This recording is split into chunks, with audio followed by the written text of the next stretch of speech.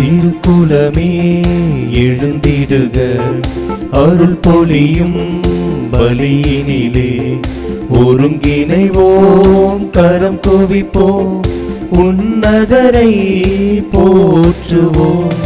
ஒருங்கிணைவோம், கரம் குவிப்போம், உன்னதரை போற்றுவோம். சந்தோஷம் பெருகிடுதே அவர் சந்நிதி காண்கையிலே, சந்தோஷம் பெருகிடுதே அவர் சந்நிதி காண்கையிலே.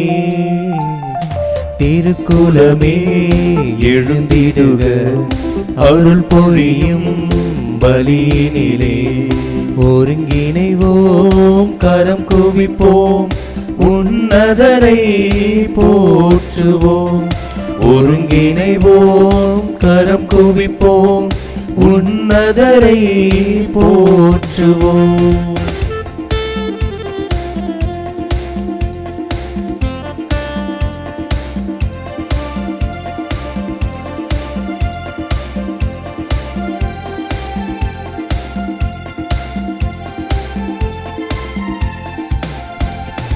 ஆனந்தமுடனே அவர் திருமுன்னே கூடிடுவோம், கூடிடுவோம்.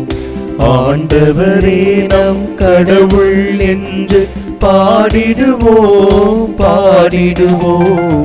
ஆனந்தமுடனே அவர் திருமுன்னே கூடிடுவோம், கூடிடுவோம். ஆண்டவரே நம் கடவுள் என்று பாடிடுவோம், பாடிடுவோம். அவரே நம்மை படைத்தார், அவருக்கு சொந்தம் நாம்.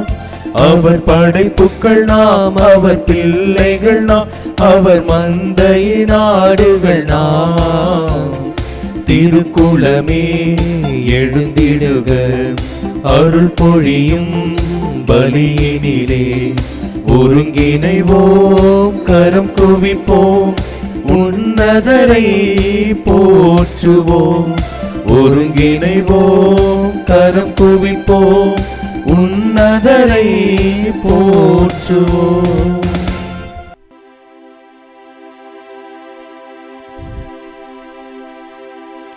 தந்தை மகன் தூயாவியாரின் பெயராலே ஆமென். நம் ஆண்டவராகிய இயேசு கிறிஸ்துவின் அருளும் கடவுளின் அன்பும் தூயாவியாரின் நட்புறவும் உங்கள் அனைவரோடும் இருப்பதாக. உம் ஆன்மாவோடும் இருப்பதாக. வாருங்கள், கடவுளை தொழுவோம். நம்மை உருவாக்கிய ஆண்டவர் முன் முழந்தாளிடுவோம், ஏனெனில் அவரே நம் ஆண்டவராகிய கடவுள். அன்புள்ளம் கொண்ட சகோதர சகோதரிகளே, தூய மறை நிகழ்வுகளை கொண்டாட நாம் தகுதி பெறும் பொருட்டு நம் பாவங்களை ஏற்றுக்கொள்வோம்.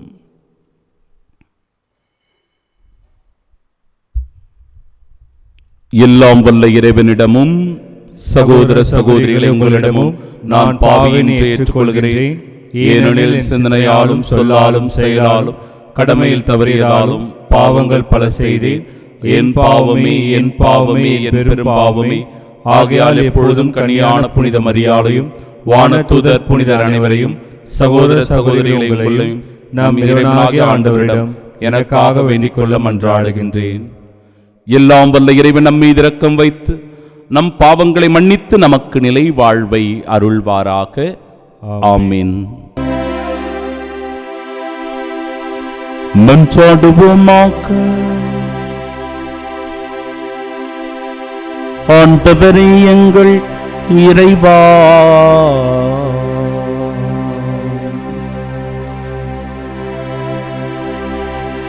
உமது குடும்பத்தை இடையறாத பரிவிரக்கத்தால் காத்தருள உம்மை வேண்டுகின்றோ. அதனால் விண்ணக அருளை மட்டுமே எதிர்நோக்கி உள்ள இக்குடும்பம் உமது நிலையான பாதுகாவலால் என்றும் உறுதியடைவதாக உம்மோடு தூயாவியாரின் ஒன்றிப்பில் இறைவனாய் என்றென்றும் வாழ்ந்து ஆட்சி செய்கின்றவர் வழியாக உம்மை மன்றாடுகின்றோம். ஆமென். கடவுள் ஆதாமை ஏதேன் தோட்டத்திலிருந்து வெளியே அனுப்பிவிட்டார். தொடக்க நூலிலிருந்து வாசகம். அதிகாரம் 3, இறை வார்த்தைகள் 9 முதல் 24 முடிய. அந்நாட்களில் ஆண்டவராகிய கடவுள் மனிதனை கூப்பிட்டு, நீ எங்கே இருக்கின்றாய் என்று கேட்டார். உம் குரல் ஒலியை நான் தோட்டத்தில் கேட்பேன், ஆனால் எனக்கு அச்சமாக இருந்தது, ஏனெனில் நான் ஆடையின்றி இருந்தேன், எனவே நான் ஒளிந்து கொண்டேன் என்றான். மனிதன், நீ ஆடையின்றி இருக்கின்றாய் என்று உனக்கு சொன்னது யார்? நீ உண்ணக்கூடாது என்று நான் விலக்கிய மரத்திலிருந்து நீ உண்டாயோ என்று கேட்டார். அப்பொழுது அவன், என்னுடன் இருக்கும்படி நீ தந்த அந்த பெண் மரத்தின் கனியை எனக்கு கொடுத்தாள், நானும் உண்டேன் என்றான். ஆண்டவராகிய கடவுள், நீ ஏன் இவ்வாறு செய்தாய் என்று பெண்ணை கேட்க, அதற்கு பெண், பாம்பு என்னை ஏமாற்றியது, நானும் உண்டேன் என்றாள். ஆண்டவராகிய கடவுள் பாம்பிடம், நீ இவ்வாறு செய்ததால் கால்நடைகள் காட்டு விலங்குகள் அனைத்திலும் சபிக்கப்பட்டிருப்பாய். உன் வயிற்றினால் ஊர்ந்து உன் வாழ்நாள் எல்லாம் புழுதியை தின்பாய். உனக்கும் பெண்ணுக்கும் உன் வித்துக்கும் அவள் வித்துக்கும் பகையை உண்டாக்குவேன். அவள் வித்து உன் தலையை காயப்படுத்தும், நீ அதன் குதிங்காலை காயப்படுத்துவாய் என்றார். அவர் பெண்ணிடம், உன் மகப்பேற்றின் வேதனையை மிகுதியாக்குவேன். வேதனையில் நீ குழந்தைகள் பெறுவாய். ஆயினும் உன் கணவன் மேல் நீ வேட்கை கொள்வாய், அவனோ உன்னை ஆள்வான் என்றார். அவர் மனிதனிடம், உன் மனைவியின் சொல்லை கேட்டு உண்ணக்கூடாது என்று நான் கட்டளையிட்ட விலகிய மரத்திலிருந்து நீ உண்டதால் உன் பொருட்டு நிலம் சபிக்கப்பட்டுள்ளது. உன் வாழ்நாள் எல்லாம் வருந்தி அதன் பயனை உழைத்து நீ உண்பாய். முட்செடியையும் முட்புதரையும் உனக்கு அது முளைப்பிக்கும். வயல்வெளி பயிர்களை நீ உண்பாய். நீ மண்ணிலிருந்து உருவாக்கப்பட்டதால் அதற்கு திரும்பும் வரை நெற்றி வியர்வை நிலத்தில் விழ உழைத்து உன் உணவை உண்பாய். நீ மண்ணாயிருக்கிறாய், மண்ணுக்கே திரும்புவாய் என்றார். மனிதன் தன் மனைவிக்கு ஏவாள் என்று பெயரிட்டான், ஏனெனில் உயிருள்ளோர் எல்லாருக்கும் அவளே தாய். ஆண்டவராகிய கடவுள் மனிதனுக்கு அவன் மனைவிக்கும் தோல் ஆடைகள் செய்து அவர்கள் அணிய செய்தார். பின்பு ஆண்டவராகிய கடவுள், மனிதன் இப்பொழுது நம்முள் ஒருவர் போல் நன்மை தீமை அறிந்தவன் ஆகிவிட்டான். இனி அவன் என்றென்றும் வாழ்வதற்காக வாழ்வில் மரத்திலிருந்தும் பறித்து உண்ண கையை நீட்டிவிடக்கூடாது என்றார். எனவே ஆண்டவராகிய கடவுள் அவன் உருவாக்கப்பட்ட அதே மண்ணை பண்படுத்தி அவனை ஏதேன் தோட்டத்திலிருந்து வெளியே அனுப்பிவிட்டார். இவ்வாறாக அவர் மனிதனை வெளியே துரத்திவிட்டார். ஏதேன் தோட்டத்திற்கு கிழக்கே வாழ்வின் மரத்திற்கு செல்லும் வழியை காப்பதற்கு கெருபுகளையும் சுற்றி சுழலும் சுடரொளி வாளையும் வைத்தார். ஆண்டவரின் அருள்வாக்கு. இறைவனுக்கு நன்றி. பதிலுரை பாடல் பல்லவி. என் தலைவரே, தலைமுறை தோறும் நீரே எங்கள் புகலிடம். என் தலைவரே, தலைமுறை தோறும் நீரே எங்கள் புகலிடம். மலைகள் தோன்றும் முன்பே, நிலத்தையும் உலகையும் நீர் உருவாக்கும் முன்பே, ஊழி ஊழி காலமாய் உள்ள இறைவன் நீரே. என் தலைவரே, தலைமுறை தோறும் நீரே எங்கள் புகலிடம். மனிதரை புழுதிக்கு திரும்பிட செய்கின்றீர், மானிடரே மீண்டும் புழுதியாக்குங்கள் என்கின்றீர். ஏனெனில் 1000 ஆண்டுகள் உம் பார்வையில் கடந்து போன நேற்றைய நாள் போலவும் இரவின் ஒரு சாமம் போலவும் உள்ளன. என் தலைவரே, தலைமுறை தோறும் நீரே எங்கள் புகலிடம். வெள்ளமென மானிடரை வாரிக்கொண்டு செல்கின்றீர். அவர்கள் வைகரையில் முளைத்தள்ளும் புல்லுக்கு ஒப்பாவர். அது காலையில் தளிர்த்து பூத்து கொள்ளுங்கும், மாலையில் வாடி காய்ந்து போகும். என் தலைவரே, தலைமுறை தோறும் நீரே எங்கள் புகலிடம். எங்கள் வாழ்நாள்களை கணிக்க எங்களுக்கு கற்பியும், அப்பொழுது ஞானமிகு உள்ளத்தை பெற்றிடுவோம். ஆண்டவரே, திரும்பி வாரும். எத்துணை காலம் இந்நிலை? உம் ஊழியருக்கு இரக்கம் காட்டும். என் தலைவரே, தலைமுறை தோறும் நீரே எங்கள் புகலிடம்.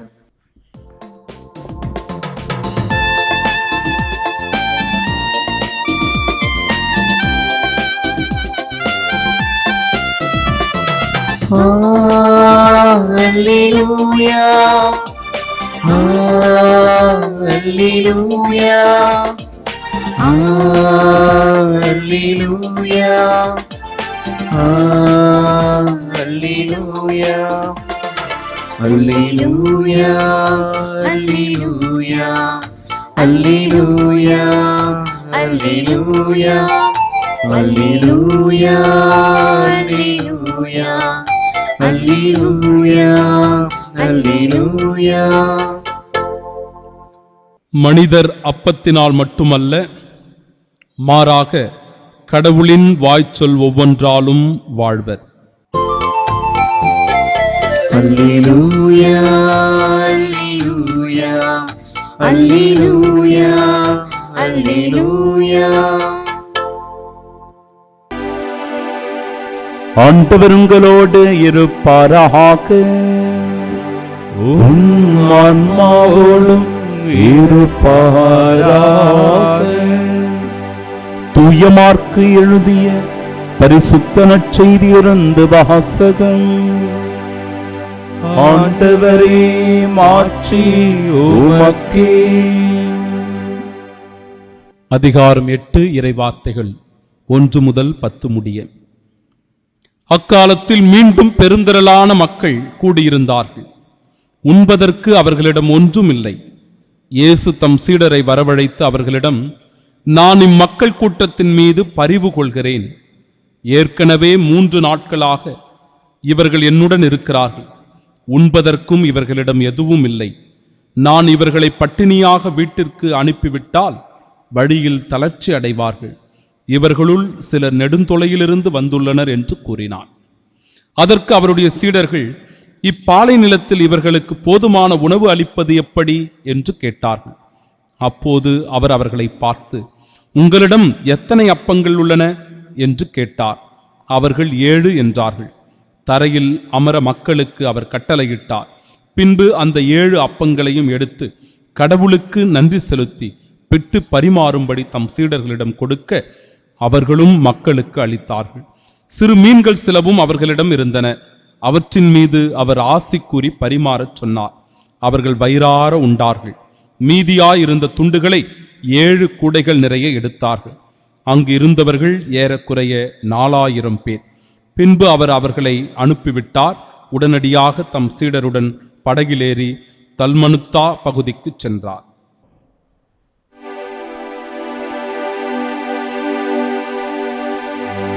ஆண்டவரின் அருள்வாக்கு. கிறிஸ்துவே உமக்கு புகழ். கண்களை மூடி பக்தியோடு நாம் செபிப்போமாக. விண்ணையும் மண்ணையும் படைத்த எல்லாம் வல்ல இறைவா, மனிதர்களாகி எங்களை படைத்து இந்த உலகத்தை ஆள்வதற்குரிய அறிவாற்றலை, ஞானத்தை, விவேகத்தை தந்திருக்கிறீர். ஆனால் இந்த ஞானத்தையும் அறிவையும் விவேகத்தையும் பல நேரங்களில் தவறான சிந்தனைகளுக்கு நாங்கள் பயன்படுத்தி விடுகிறோம். தவறான செயல்களுக்கு நாங்கள் பயன்படுத்தி விடுகிறோம். அப்படி பயன்படுத்துவதனால் இந்த உலகம் கேடுறுகிறது. இந்த சமூகம் சீர்கேடு அடைகிறது. இந்த உலகத்தில் நச்சுத்தன்மை பரவி வருகிறது. ஆண்டவரே, இன்றைய இறை வார்த்தையின் வழியாக எங்கள் மனங்களில் இருக்கிற சஞ்சலங்களை, மனதில் இருக்கின்ற தீமைகளை அகற்ற நீர் முயற்சி செய்கின்றீர். இந்த யதார்த்தமான உண்மையை புரிந்து கொள்ளுகிற மனிதன் தங்களுக்குள் இருக்கிற தீமைகளை தூக்கி தூர வீசி எறிந்து விடுவான். தவறான பாதையில் பயணித்துக் கொண்டிருக்கிற மனிதன் தன் பாதையை, தன் வாழ்க்கையின் போக்கை மாற்றிக்கொள்வான். தவறான சிந்தனைகளோடு இருக்கிற மனிதன் தன்னுடைய சிந்தனை போக்கை மாற்றிக்கொள்வான். ஆண்டவரே, உமது உண்மையின் ஒளி, அன்பின் ஒளி எங்கள் உள்ளத்தில் ஒளிரச் செய்தருளும். அதன் வழியாய் இருள் அடைந்து கிடக்கிற இந்த வாழ்க்கை வெளிச்சம் பெறட்டும். பாவக்கரை படிந்திருக்கிற இந்த வாழ்க்கையில் மீட்பின் ஒளி பிறக்கட்டும். இப்படிப்பட்ட மீட்பின் ஒளியால் நாங்கள் ஒவ்வொருவரும் உமது அருளை கண்டுகொள்ளவும் உமது அருள் ஆசீர்வாதத்தில் வாழவும் வரம் வேண்டி செபிக்கின்றோம். ஆமென்.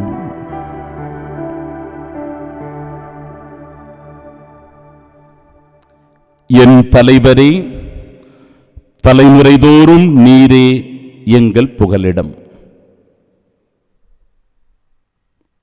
கூகுள்ல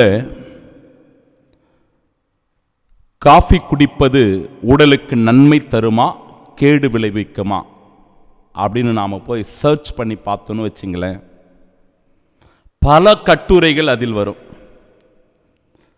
பல கட்டுரைகள் அதில் இருக்கும். சில பேர் அதிகாலையில் காஃபி குடிப்பது உடலுக்கு நல்லது, அது உடலை ஆரோக்கியமாக வைத்துக் கொள்ளும், அது உடலுக்கு புத்துணர்ச்சியை அளிக்கும், அது அப்படி பேசுவாங்க. சில பேர் அதிகாலையில் காஃபி குடித்தால் அது உடலுக்கு கேடு விளைவிக்கும், பல பிரச்சனைகளை கொண்டு வரும், பக்க விளைவுகளை ஏற்படுத்தும் அப்படின்னு சொல்லி சில பேர் சொல்லுவாங்க. அப்ப நாம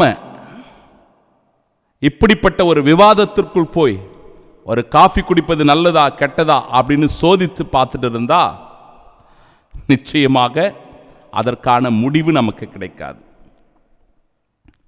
ஒரு வீட்டிற்குள் போகிறோம், நண்பர் ஒருவர் காஃபி குடிக்கிறீங்களா அப்படின்னு சொல்லி நம்ம கிட்ட கேட்கிறாரு. நமக்கு பிரியம் இருந்தால் விருப்பம் இருந்தால் குடிக்கிறேன் அப்படின்னு சொல்லலாம். வேணும் வேணான்னு சொல்வதற்கு நமக்கு உரிமை இருக்கிறது. ஆனால் அதை விட்டு அது உடலுக்கு நல்லது, அது உடலுக்கு கேடு விளைவிக்கும் என்று சொல்லி பாடம் எடுத்து கொண்டிருந்தால் அது நல்லதா? அது சரியாக வருமா? குழப்பத்தை தான் ஏற்படுத்தும்.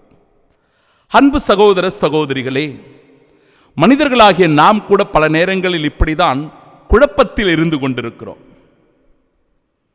நமக்குள் ஒரு தெளிவான பார்வை கிடையாது, தெளிவான சிந்தனைகள் இல்லை, மனம் சஞ்சலப்பட்டு போகிறது, குழப்பத்தில் நீடிக்கிறது.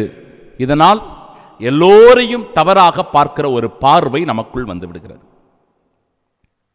முதல் வாசகத்தை பார்ப்போம். நீ எங்கே இருக்கிறாய் என்று ஆண்டவராகிய கடவுள் ஆதாமை பார்த்து கேட்கிறார். மனிதா, நீ எங்கே இருக்கிறாய்? அவன் தவறு செய்துவிட்டு பாவம் செய்துவிட்டு நிர்வாணமாக இருப்பதை உணர்ந்து கொண்டு போய் அவன் ஒளிந்து கொண்டிருக்கிறான், மறைவாக இருக்கிறான். மறைந்து கொண்டிருக்கிறவனை ஆண்டவர் கண்டுகொள்ள விரும்புகிறார். அவன் செய்த தவற்றை உணர்த்த விரும்புகிறார். அவன் தவறிலிருந்து விடுதலை பெற வேண்டும் என்று நினைக்கிறார். அப்பொழுது பாருங்கள், எனக்கு அச்சமாக இருந்தது, உம் குரல் ஒலியை நான் தோட்டத்தில் கேட்டேன், ஏனெனில் நான் ஆடையின்றி இருக்கிறேன் என்பதை அவன் ஒத்துக்கொள்ளுகிறான். அவன் தவறு செய்து விட்டதை அவன் உணர்கிறான். ஆனால் ஆண்டவர் அவனை பார்த்து கேட்கிற அந்த கேள்வி மிக முக்கியமான கேள்வி. நீ உண்ணக்கூடாது என்று நான் விலக்கிய மரத்திலிருந்து நீ உண்டாயோ என்று கேட்கிறான். உண்டாயோ என்ற கேள்விக்கு பதில் என்ன? உண்டேன், இல்லை என்பதுதான். சாப்பிடல, அவ்வளவுதானே. ஆனால் பாருங்க பதில் எப்படி வருகிறது. என்னுடன் இருக்கும்படி நீ தந்த அந்த பெண் மரத்தின் கனியை எனக்கு கொடுத்தாள். சாப்பிடலன்னு பதில் சொல்றதை விட்டுட்டு என்னுடன் இருக்கும்படி நீர் கொடுத்த பெண் அப்படின்னா என்ன அர்த்தம்? இங்க ஆண்டவரையே குறை சொல்லுகின்ற, நீ கொடுத்த இந்த பெண் தான் எனக்கு இந்த நிலைமையை கொண்டு வந்தாள், அவள்தான் என்னை பாவம் செய்ய தூண்டினாள், அவள்தான் எனக்கு அந்த பழத்தை கொடுத்து அந்த பாவத்தை சுமக்கும்படி செய்து விட்டாள் என்று சொல்லி பழியை ஏவாளின் மீது போடுவதைப் போல ஆண்டவரின் மீதே அவன் போடுகிறான். நீர் கொடுத்த பெண், ஆண்டவர் மீதே இங்க பழி போடுறது. நிறைய பேர் நாம ஏவாள் மீது அவன் பழி போட்டு விட்டான் என்று நாம பார்த்திருப்போம். ஆனால் பாருங்க, அவன் யாரை இந்த இடத்தில் பழி சொல்லுகிறான் என்றால் ஆண்டவரையே பழி சொல்லுகிறான். சில நேரங்களில் ஆலயங்களில் நடக்கிற இந்த திருமணங்கள் கூட இப்படிதான். ஆண்டவர் முன்னாடி இந்த திருமணம் நடந்துச்சு, இந்த கோயிலில் தான் நடந்துச்சு, இந்த பங்கு சாமியார் தான் திருமணம் பண்ணி வச்சாரு, இப்படிப்பட்ட ஒரு பொண்ணு கிடைக்கணும் நான் பார்க்கலையே, இப்படிப்பட்ட ஒரு பையன் என் பொண்ணுக்கு கிடைப்பான்னு நான் பார்க்கலையே அப்படின்னு சொல்லி பழியை பங்கு சாமியார் மேலேயும் கோவில் மேலேயும் ஆலயத்தின் மீதும் சொந்தக்காரங்க மேலேயும் போடுவதை பார்க்கிறோம். தான் வாழ வேண்டிய வாழ்க்கையை வாழ்வதை விட்டு இப்படி பிறரின் மீது பழி போடுகிற நிலைமையை பார்க்கிறோம். சரி, ஓகே, நடந்து போச்சு.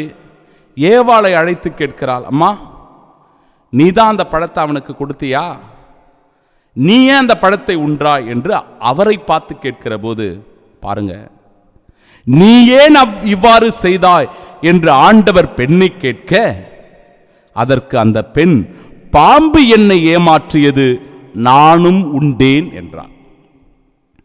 அவளும் தன்னுடைய குற்றத்தை தவறை ஒத்துக்கொள்ள இந்த இடத்தில் மனம் வரவில்லை. அவளுக்கு ஏற்றுக்கொள்வதற்கு அவளும் தயாராக இல்லை. பாம்பு என்னை வஞ்சித்தது, பாம்பு என்னை ஏமாற்றியது, அதனால நான் மயங்கி போனேன், அதனால நான் அந்த பழத்தை உண்டு விட்டேன். பழிய வேற ஒருத்தர் மேல போடுறது. தான் செய்கின்ற தவறுகளை ஒத்துக்கொள்ள தைரியம் இல்லாமல், ஒத்துக்கொள்வதற்கு துணிவு இல்லாமல் அந்த பழியை பிறரின் மீது போடுகிற நிலைமை ஒவ்வொரு குடும்பத்திலும் இருக்கிறது. உற்றார் உறவுகளுக்கிடையே இருக்கிறது, நண்பர்களுக்கு மத்தியில் இருக்கிறது, குடும்பத்தில் கணவன் மனைவிக்கிடையே இருக்கிறது. தான் செய்கிற தவற்றுக்கு நாம தான் பொறுப்பு, ஆனால் அந்த பொறுப்பை ஏற்றுக்கொள்வதற்கு நமக்கு தைரியம் இல்லை.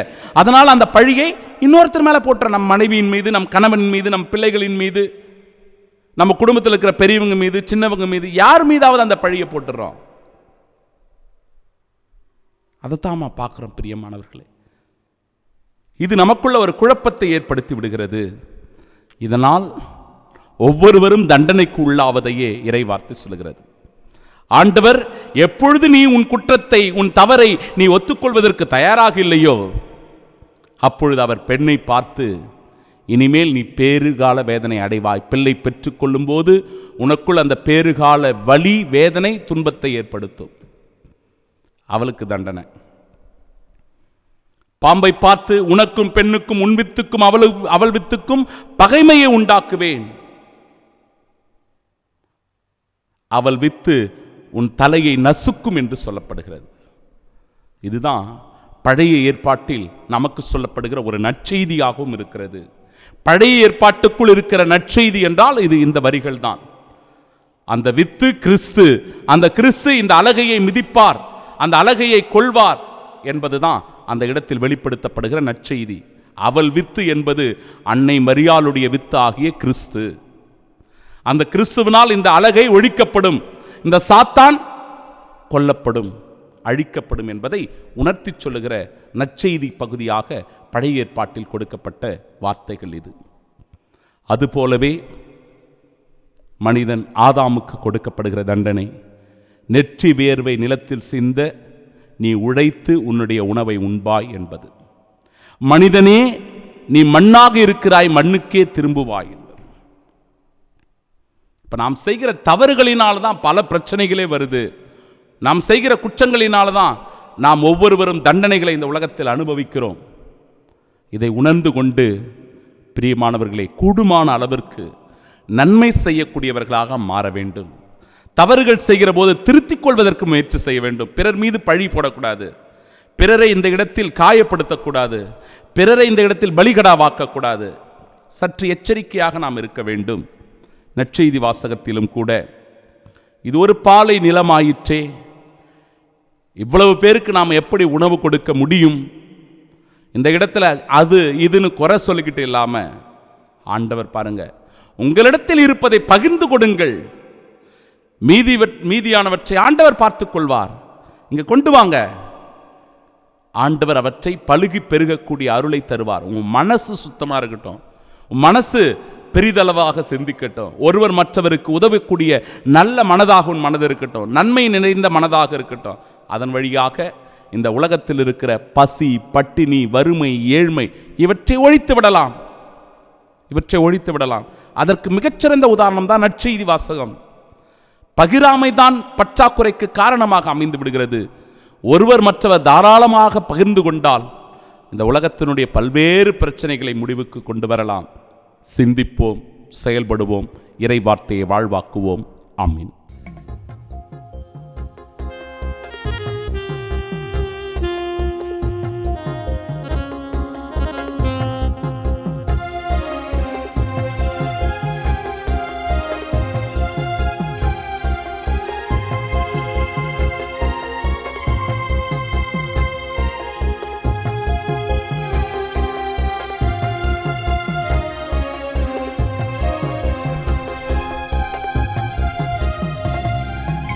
ஏழை என்னை காணிக்கையாக தருகின்றேன் தெய்வமே,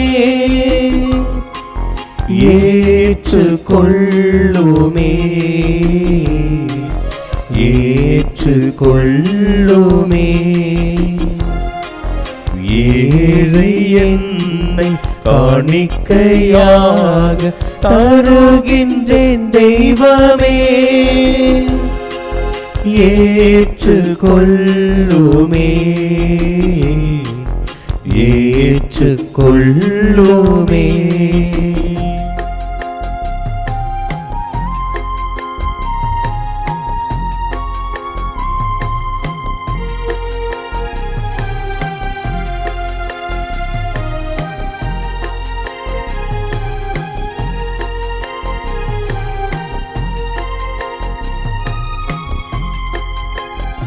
அன்புமிக்க சகோதர சகோதரிகளே, என்னுடையதும் உங்களுடையதுமான இப்பலி எல்லாம் வல்ல இறைவனுக்கு உகந்ததாகும்படி மன்றாடுங்கள். ஆண்டவர் தமது பெயரின் புகழ்ச்சிக்காகவும் மாட்சிக்காகவும் நமது நன்மைக்காகவும் புனித திரு அவையின் அனைத்து நலனுக்காகவும் உமது கையிலிருந்து பலியை ஏற்றுக்கொள்வாராக. ஆண்டவரே எங்கள் இறைவா, வலுப்புரை உற்ற எங்களுக்கு உதவியாக இப்பொருட்களை படைத்திருக்கின்றேன். அதனால் இவை எங்களுக்கு நிலை வாழ்வின் அருளடையாளமாக மாறிட அருள் புரிவீராக. எங்கள் ஆண்டவராகிய இயேசு கிறிஸ்து வழியாக உம்மை மன்றாடுகின்றோம். ஆமென். ஆண்டவர் உங்களோடு இருப்பாராக, உம் ஆன்மாவோடும் இருப்பாராக. இது எங்களை மேலே எழுப்புங்கள், ஆண்டவரிடம் எழுப்பியுள்ளோம். நம் இறைவனாகிய ஆண்டவருக்கு நன்றி பாடுவோம். அது தகுதியும் நீதியுமானதே.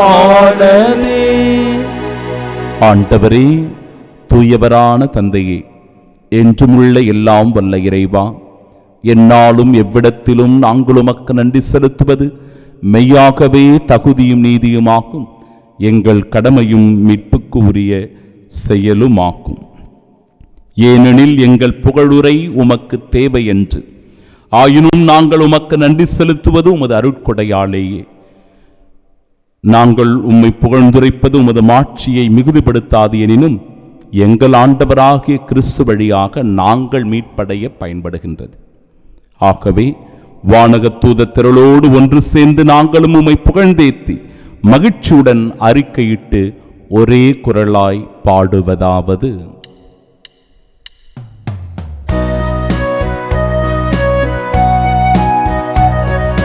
தூயவர் தூயவர் தூயவர், வான்படைகளின் கடவுளாம் ஆண்டவர்.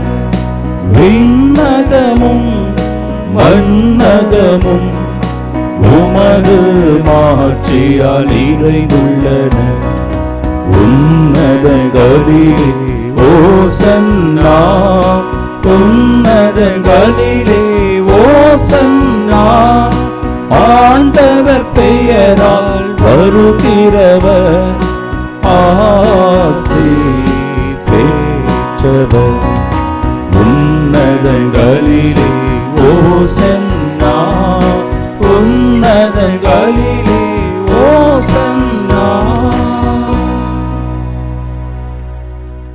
ஆண்டவரே, நீர் மெய்யாகவே தூயவர், தூய்மை அனைத்திற்கும் ஊற்று. ஆகவே உம்முடைய ஆவியை பொழிந்து இக்காணிக்கைகளை தூய்மைப்படுத்த உம்மை வேண்டுகின்றோம். இவ்வாறு எங்கள் ஆண்டவர் இயேசு கிறிஸ்துவின் உடலும் இரத்தமுமாக எங்களுக்கு இவை மாறுவனவாக.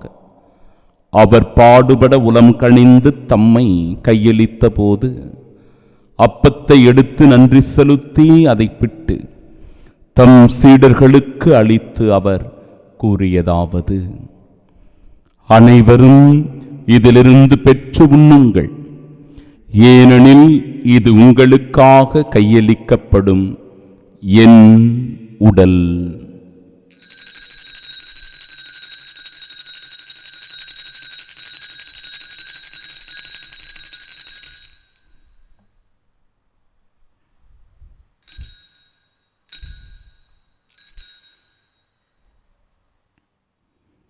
ஒவ்வொன்னமே இரவு விருந்தை அருந்திய பின் கிண்ணத்தையும் எடுத்து மீண்டும் உமக்கு நன்றி கூறி தம் சீடர்களுக்கு அளித்து அவர் கூறியதாவது: அனைவரும் இதிலிருந்து பெற்று பருகுங்கள், ஏனெனில் இது புதிய நிலையான உடன்படிக்கைக்கு உரிய என் இரத்தத்தின் கிண்ணம். இது பாவ மன்னிப்பிற்கென்று உங்களுக்காகவும் பலருக்காகவும் சிந்தப்படும். இதை என் நினைவாகச் செய்யுங்கள்.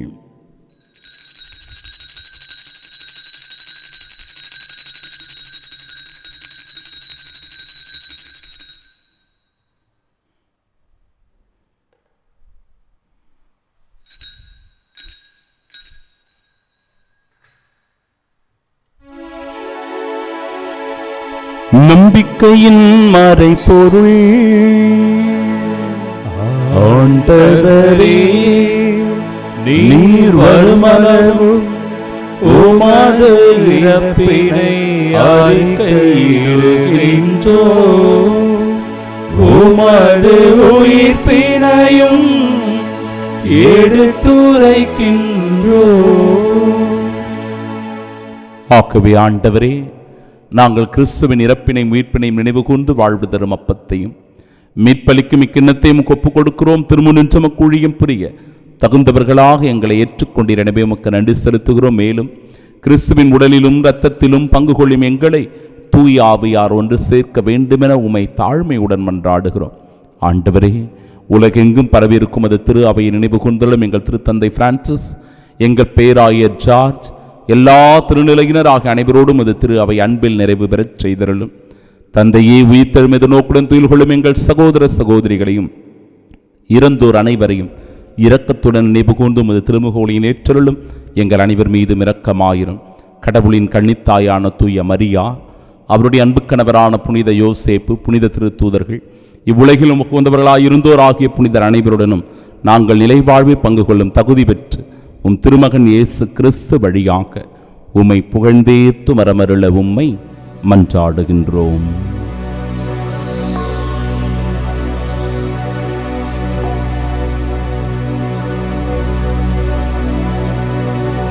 இவர் வழியாக இவரோடு இவரில் எல்லாம் வல்ல இறைவனாகிய தந்தையே, தூயாவியாரின் ஒன்றிப்பு எல்லா புகழும் ஆட்சியும் என்றென்றும் உமக்கு உரியதே.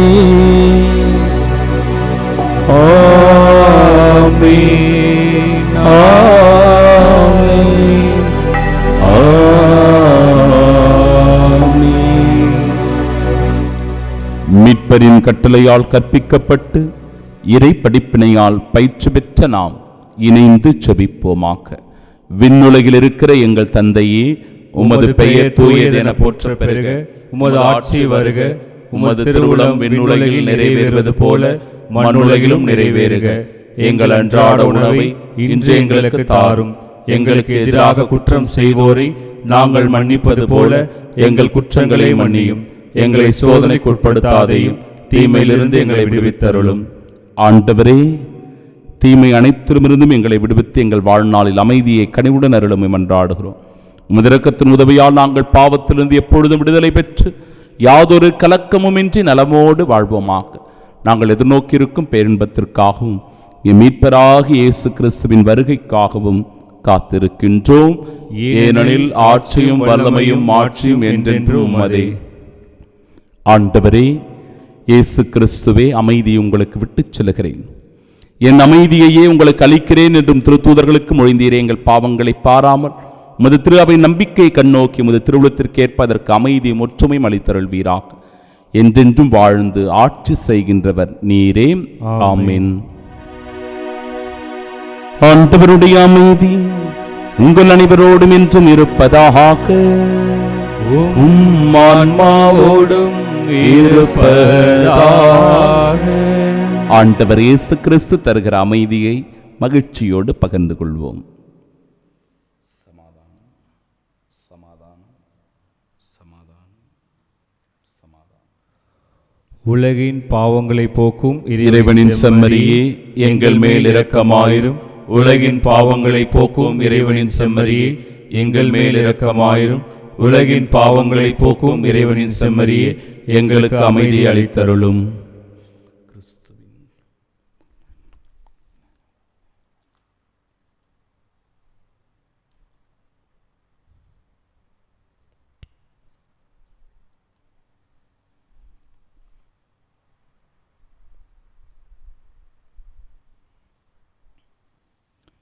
இதோ இறைவனின் செம்மறி, இதோ உலகின் பாவங்களை போக்குபவர். செம்மறியின் விருந்திற்கு அழைக்கப்பெற்ற நாம் பேறு பெற்றோர். ஆண்டவரே, நீர் இல்லத்தில் எழுந்தருள நான் தகுதியற்றவன், ஆனால் ஒரு வார்த்தை மட்டும் சொல்லியருளும், எனது ஆன்மா நலமடையும். கிறிஸ்துவின் திருவுடலும் இரத்தமும் நம்மை காத்து நிலை வாழ்வை நமக்கு அருள்வதாக. ஆமென்.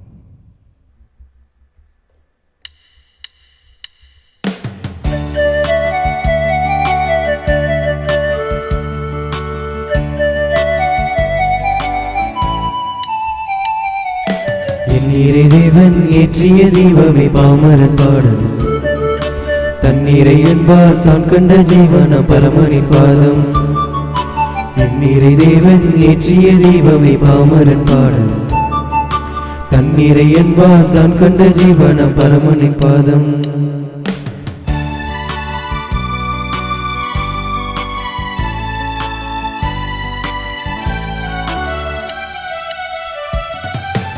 என் நாயனே, உன் பாதையில் என்னாலும் நான் பாடும் சங்கீதமே. உன்னோடு நான் ஒன்றாகிட, உயிரோடு உயிர் சேர்ந்து உறவாகிட. நெஞ்சமும் பாடுது, கண்களும் தேடுது, தஞ்சமென்றவரையே என்னுள்ளம் நாடுது. நெஞ்சமும் பாடுது, கண்களும் தேடுது, தஞ்சமென்றவரையே என்னுள்ளம் நாடுது. என் இறை தேவன் ஏற்றிய தெய்வமே பாமரன் பாடல். தண்ணீரை என்பால் தான் கண்ட ஜீவன பரமணி பாதம். திருவிருந்துக்கு பின் ஜெபம். கிறிஸ்துவின் ஆன்மாவே என்னை புனிதமாக்கும், கிறிஸ்துவின் திருவுடலே என்னை மீட்டருளும், கிறிஸ்துவின் திரு ரத்தமே எனக்கு எழுச்சியூட்டும், கிறிஸ்துவின் விழாவின் தண்ணீரே என்னை கழுவிடுமே, கிறிஸ்துவின் பாடுகளே என்னை தேய்ச்சிடுமே. ஓ நல்ல இயேசுவே, எனக்கு செவிசாயும், உம் திருக்காயங்களுள் என்னை மறைத்தருளும், உம்மிடமிருந்து என்னை பிரிய விடாதே, தீய பகைவரிடமிருந்து என்னை காத்தருளும், எனது இறப்பின் வேளையில் என்னை அழைத்தருளும், உம்மிடம் வர எனக்கு கட்டளையிட்டருளும். புனிதர்களோடு எக்காலம் உம்மை புகழ செய்யும். ஆமென். புனித ஆரோக்கிய அன்னையை நோக்கி ஜெபம். அருள்மழை பொழியும் ஆரோக்கிய தாயே, துன்பப்படுவோரின் துயர் துடைக்கும் தயமிகு தாயே, இதோ அசைக்க முடியாத முழு நம்பிக்கையுடன் உமது திருத்தலத்தில் கூடியுள்ளோம். உமது வல்லமையுள்ள மன்றாட்டினால் எங்களை காத்தருளும். நாங்கள் எவ்வித தவறிலும் கேட்டிலும் விழாதபடி எங்கள் கரம் பிடித்து வழிநடத்தும் தாயே, எல்லாவற்றுக்கும் மேலாக இறை இயேசுவையே அன்பு செய்யவும் அவருக்காகவே வாழவும் எங்களுக்கு துணை செய்வீராக. ஏழைகளையும் ஆதரவற்றவர்களையும் அன்புடன் அரவணைக்கும் அன்னையே, எங்கள் ஆண்டவர் இயேசு கிறிஸ்துவோடு ஒன்றித்திருக்கின்ற நீர் சக்தி மிக்கவளாய் இருக்கின்றீர். அம்மா, நாங்கள் கேட்பதை தட்டாமல் தருகின்ற அன்பு தாயே, துன்பத் துயரங்களிலிருந்து எங்களை காப்பாற்றும். தீராத வியாதி வருத்தங்களிலிருந்து எங்களை விடுவித்தருளும். வறுமையில் வாடும் எங்கள் வாழ்வை வளமாக்கும். அமைதியின்றி அலையும் எங்களுக்கு ஆறுதல் தாரும். வாழ்வதற்கு அறியாது வருந்தும் எங்களுக்கு வாழ வழிகாட்டும். எங்கள் குடும்பங்களையும் தொழிலையும் ஆசீர்வதித்து பாதுகாத்தருளும் தாயே. ஆமென். ஆண்டவரின் இரக்கத்தை முன்னிட்டும் மானிடருக்காக அவர் செய்த வியத்தகு செயல்களை முன்னிட்டும் அவர்கள் அவருக்கு புகழ் சாற்றுவார்களாக. ஏனெனில் வெறும் கையருக்கு அவர் நிறைவளித்தார், பசியுற்றோரை நன்மையால் நிரப்பினார். ஜெபிப்போமாக. இறைவா, ஒரே அப்பத்திலும் ஒரே கிண்ணத்திலும் நாங்கள் பங்கேற்க திருவிழமானீரே. அதனால் கிறிஸ்துவுக்குள் நாங்கள் ஒன்றிணைக்கப் பெற்று உலகின் மீட்புக்காக நற்கனி தந்து மகிழ்ந்து வாழ எங்களுக்கு அருள் புரிவீராக. எங்கள் ஆண்டவராகிய இயேசு கிறிஸ்து வழியாக உம்மை மன்றாடுகின்றோம். ஆமென். ஆண்டவர் உங்களோடு இருப்பாராக. உம் ஆன்மாவோடும் இருப்பாராக. எல்லாம் வல்ல இறைவன் தந்தை, மகன், தூயாவியார் நம் அனைவரையும் ஆசீர்வதிப்பாராக. ஆமென். அன்பிற்கு சாட்சிகளாய் வாழ சென்று வாழுங்கள். வாழ்க்கை பலி தொடரட்டும். இறைவனுக்கு நன்றி.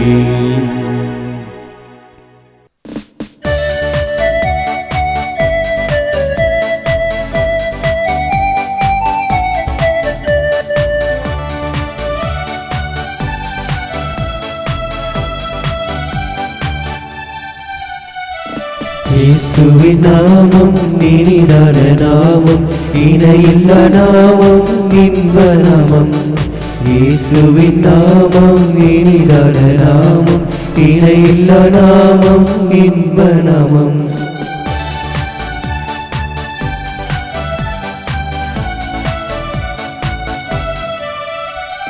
பாவத்தை போக்கும், பயமதை நீக்கும், பரம சந்தோஷம் பக்தருக்கு அளிக்கும். பாவத்தை போக்கும், பயமதை நீக்கும், பரம சந்தோஷம் பக்தருக்கு அளிக்கும். இயேசுவின் நாமம் இனிதான நாமம், இணையில்லா நாமம், இன்ப நாமம். இயேசுவின் நாமம் இனிதான நாமம், இணையில்லா நாமம், இன்ப நாமம்.